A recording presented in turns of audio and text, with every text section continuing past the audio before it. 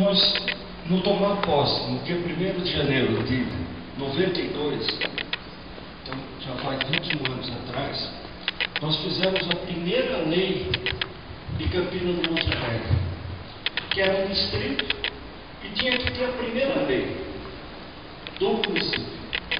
E a primeira lei do município foi um convênio com a universidade. Então faz 21 anos que nós estamos sonhando nesse momento.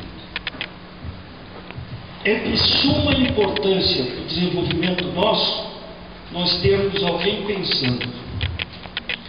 E eu tive esses dias conversando com um professor de uma universidade americana, e a estratégia que o governo norte-americano tem lá no primeiro mundo é a instalação de universidades em pequenas cidades.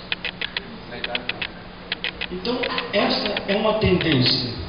E nós temos que aproveitar muito essa tendência, que eu acho que nós vamos ser o primeiro município do Brasil, pelo que me consta, a ter essa oportunidade única, que o legado que o Radon vai deixar, com o Messias, com o Milton, e é de suma importância para o nosso desenvolvimento.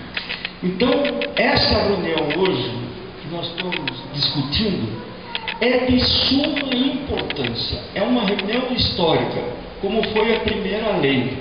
E as coisas acontecem, parece que Deus favorece quando a gente começa a pensar junto.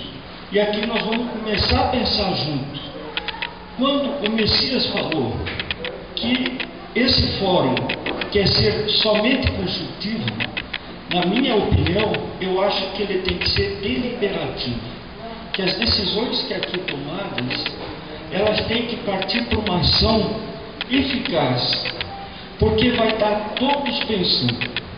Infelizmente, os meus colegas e futuros colegas prefeitos, eles pensam que o desenvolvimento é trazer uma montadora, uma fábrica. Também é, pode até ser, mas o maior desenvolvimento que pode acontecer é a cultura, a educação. É o que o Fórum pretende fazer.